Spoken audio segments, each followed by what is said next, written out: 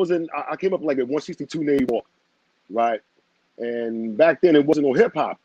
It was like I was a kid. I mean, I was a kid going to kindergarten, first grade. I used to go to PS 307 in the back of Farragut, Projects, you know. So back then it wasn't no hip hop. It was basically a lot of R&B and soul music and disco, you know, stuff like that. But when I got introduced to hip hop, correct? This is the 70s, correct? Yeah, this is the early 70s. This is the early 70s. See, when I got to the Bronx, up in I think it was Hunts Point, like in like 1975, because my grandmother, she moved to Castle Hill, and all her sisters, they moved up to the Bronx with her. So we would go to Hunts Point to my aunt's house, you know, New Year's Eve, family get together, all of that shit.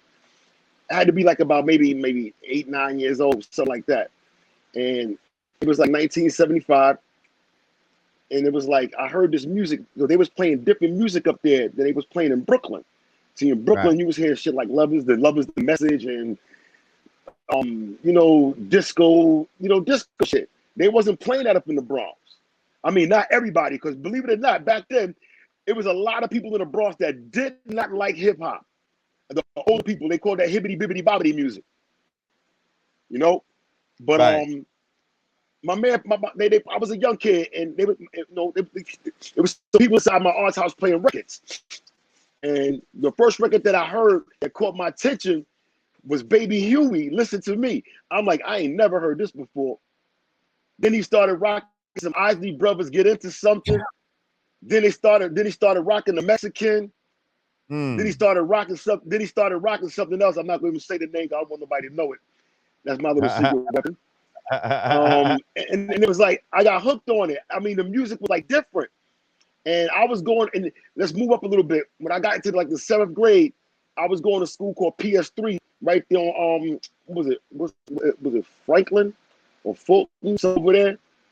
And early in the morning, the kids would get there early and pull the record player out, and they would start playing a little Flashlight by Parliament and Belle Epoque, Miss Broadway, and all that Brooklyn shit. Mm-hmm. So one morning I came down there, I had me some King Erison, I had some Manday Bra, I had some Doom Star Wars, and I bought Apache. They ain't know what the fuck I was playing. I was started playing my music. They just stood around. They was moving, but they was like, yo, what is that? I'm like, yo, that's hip-hop. That's hip-hop. Brooklyn, Queens. But real quick, Apache, was y'all calling it Apache or was y'all calling it bongo rock?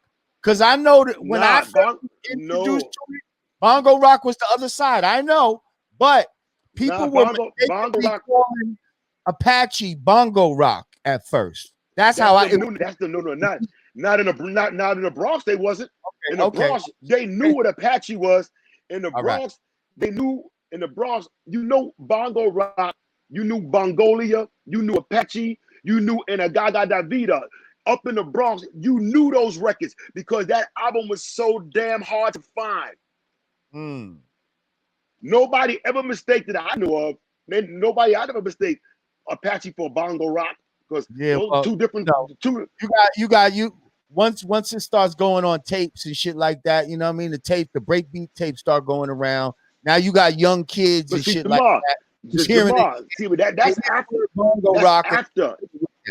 That's after. I'm talking about when this shit was first popping. I'm talking about in the early 70s. Everybody who knew about Apache. I know, but I'm just saying that might have happened later on with the confusion of the names. That's what I'm telling you. I was just wondering if when the confusion happened, did y'all originally know, or did the confusion happen later? We knew back then what Apache was. Everybody knew. Because of that, once I got the record in my hand, I said, "Oh wait, the other side is called bongo rock. This is Apache." So like, but niggas for the long time was. Wait a minute. The other, you mean was it a 45 you was in that? I think we had a 40. I don't. What was? It might have been a big. It's like a 12-inch. A 12-inch. Because I know on the original 45 on the MGM label, Michael Viner's Incredible Bongo Band, Apache. Bongo Rock is on one side, and on the other side is Bongolia. Apache was never really put on 45 as an original. It was only put on the album.